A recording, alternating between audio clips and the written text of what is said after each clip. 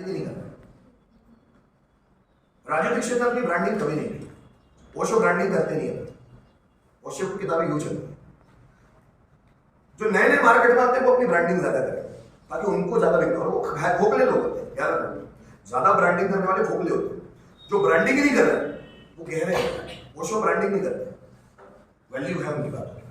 Rajiv Dixit value है, Vineet Agarwal value है, Amy Ganatra value है, गौरांग दमानी वैल्यू है। कोई भी बुक पढ़ लो इन लोगों की, गौरांग दमानी, डॉक्टर विनीत अग्रवाल, एमी गणात्रा, कमलाकर जी, राजीव दीक्षित, ओशो, दीप त्रिवेदी, कोई भी बुक पढ़ लो इनकी, हिला डालेंगे अंदर। एक बुक है जिसका नाम है be different, Rajiv Malhotra, be different. आपके अंदर लड़ने के लिए मजबूर कर देगी कि जो दुनिया में मैं रह रहा हूं वो सच्ची दुनिया है या झूठी है। पढ़ के ही लड़ने लग जाओगे खुद से कि कहीं मैं झूठ में तो नहीं रह रहा। इतना असर डालेगी। बी डिफरेंट, राजीव मल्होत्रा की बुक लड़ने लगा देगी आपको यहाँ से। और जब तक बुक आपको अपने से खुद से लड़ने लगा दे वो बुक काम की नहीं है। आपको पढ़ के कचरों का ढेर जमा करना है तो वो बुक काम की नहीं है। वो लड़ने लगा देता है। जैसे भगवत गीता जैसे पढ़ोगे, भगवत गीता आपसे ही क्वेश्चन करवाएगी खुद कि कृष्ण इस पर बात कर रहे हैं, आप में ये चीज है या नहीं। आप खुद से बात करने लगते हैं। वो आपका खुद का इंट्रोडक्शन खुद से करवाएगी। और जब खुद का इंट्रोडक्शन खुद से होता है ना तब पता चलता है मुझ में ये कमी है, मुझ में ये गुण अच्छा है, मुझ में कमी हो गई। भगवत गीता क्या बताए? It is the parameter to know the person, व्यक्ति को जानने का पैरामीटर। और बी डिफरेंट ऐसे ही बुक है। ओशो की जब किताबें पढ़ते हो ना तो ओशो की बुक्स आपको अंदर तक झंझोड़ती है, आपसे क्वेश्चन पूछती है। वो अंदर के अंदर आपको समझ में आता है ये मेरी कमी है, इसको सुधारना पड़ेगा। और जो किताबें आपको अंदर से क्वेश्चन पूछने के लिए मजबूर नहीं करती वो किताबें कोई काम की नहीं, यूजलेस है।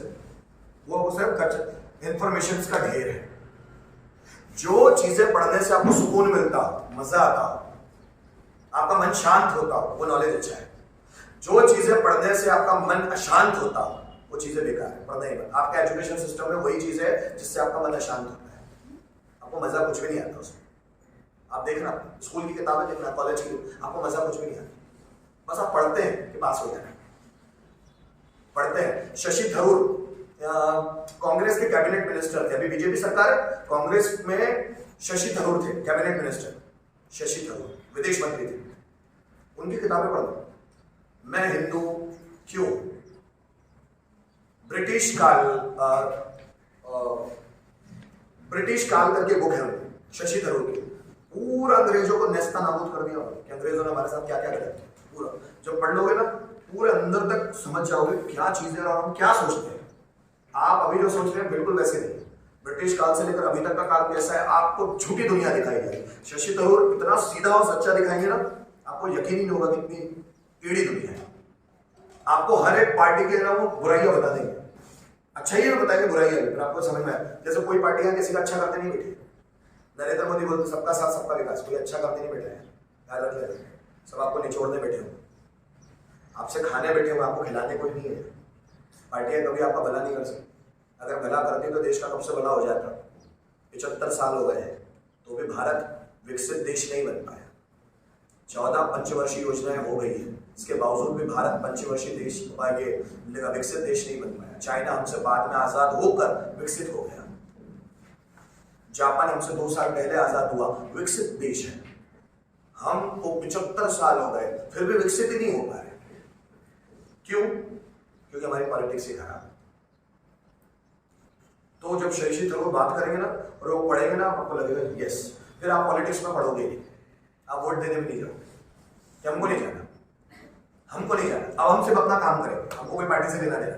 बीजेपी की रैली नहीं करें, भाड़ में जाए, हमको नहीं, हमको तो पढ़ना है, हम अपना काम करेंगे।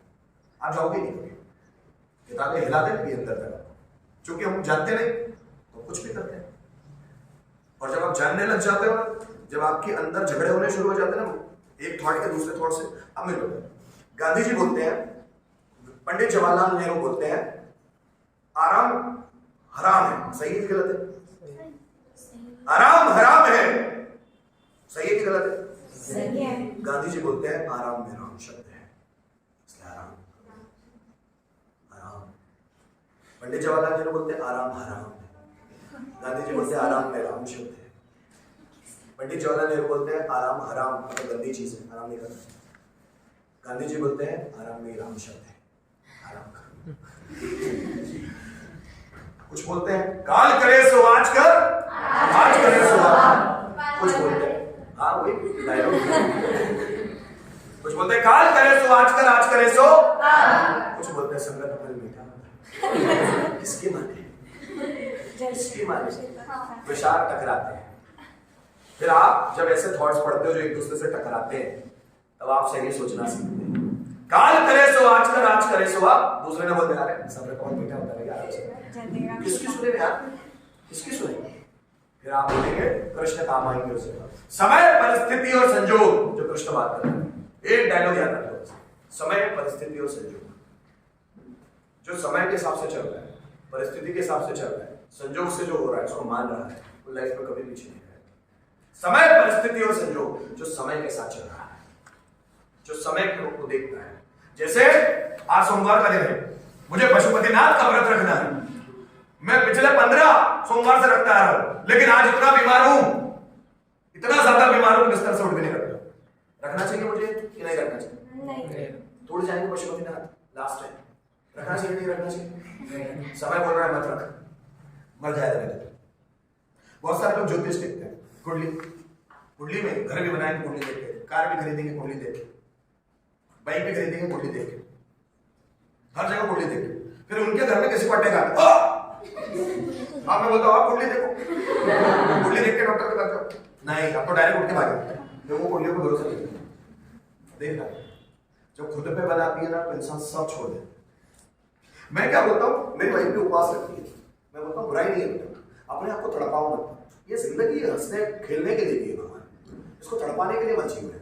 खुद को ही तड़पाते हो बोलते भगवान सुनिए, खुद को मत तड़पाओ, अच्छे से जियो, खुद को खुश रखो, ज्यादा से ज्यादा खुद को खुश रखने का प्रबंध करो, काम में ज्यादा ध्यान दो, नई नई चीजें सीखो, खुद खुश रहो, लोगों को खुश रखो, नई नई स्किल सीखो, अपने में से दुर्गुण हटाओ, गुण को लाओ, तो आप खुश रहोगे।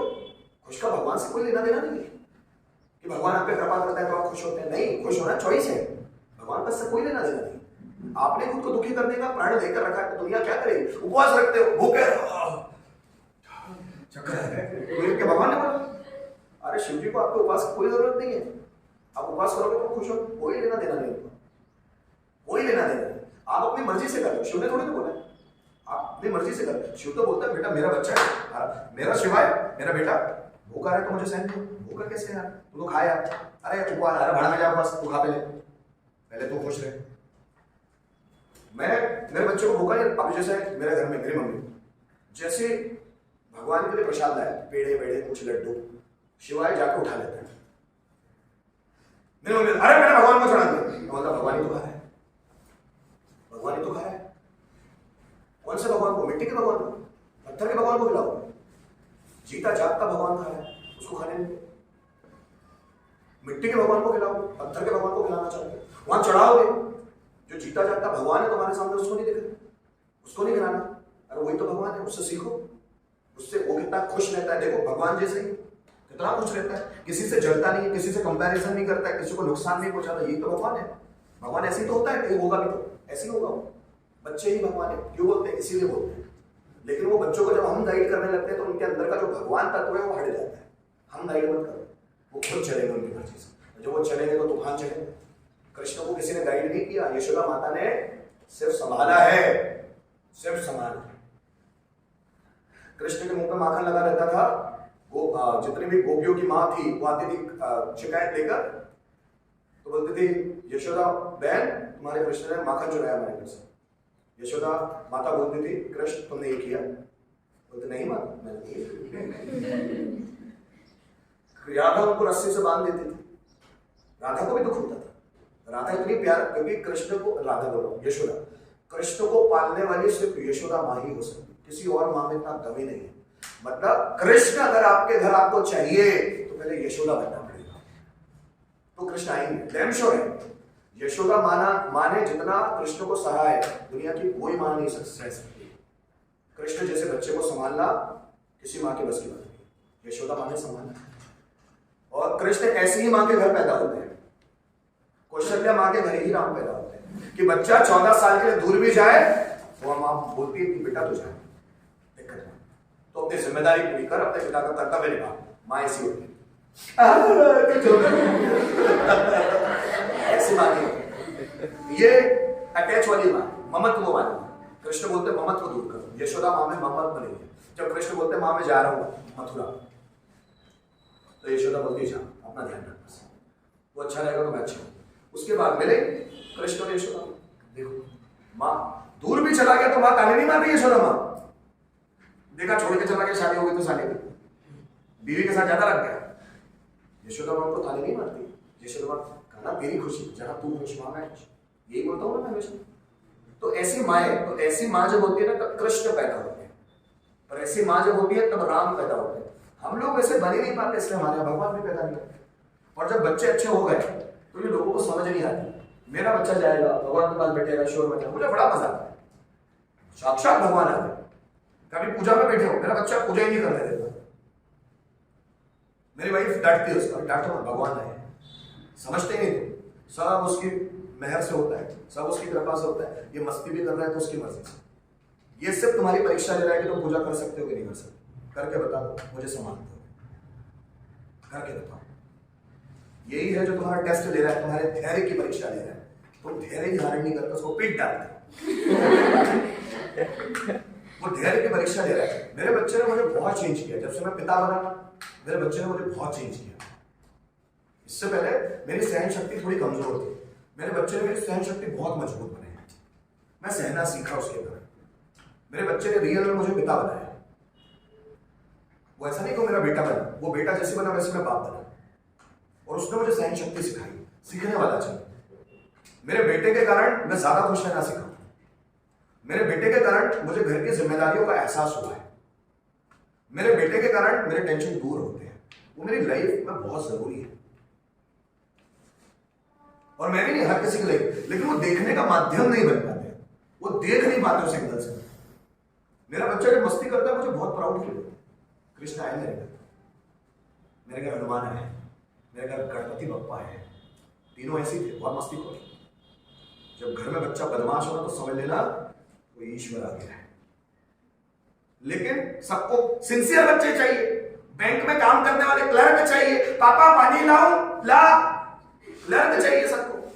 बच्चा देखो, बच्चा अगर आपकी नहीं सुनता है ना तो समझ लेना उसके आगे बढ़ने के चांसेस ज्यादा है, मतलब उसको डायरेक्शन देने के लिए नहीं सुनता, मतलब वो अपनी जिद पूरी करके ही रहेगा। अगर उसने सोच लिया कि कलेक्टर बनना है तो बन के ही रहेगा।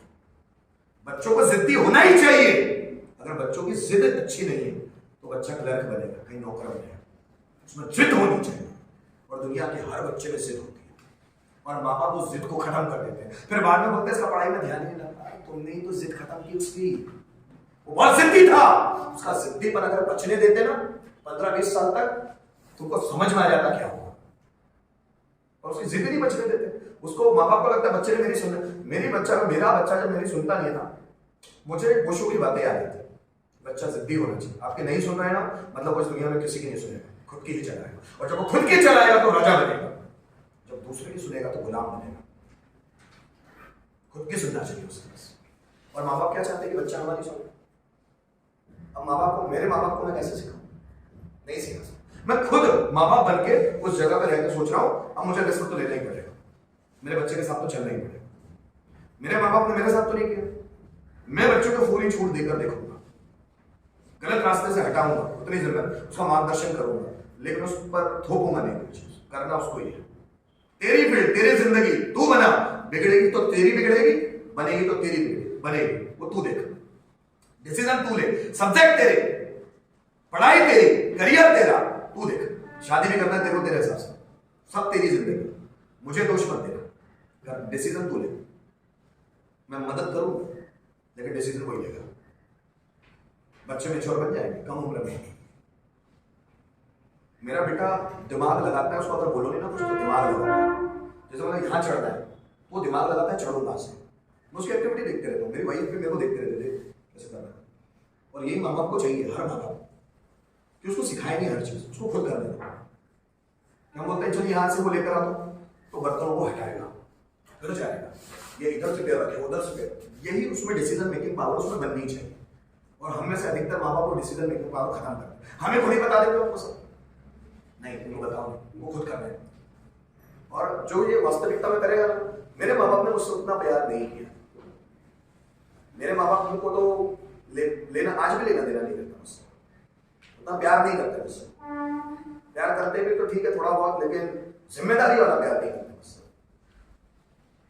जिम्मेदारी नहीं उनकी मेरे पे।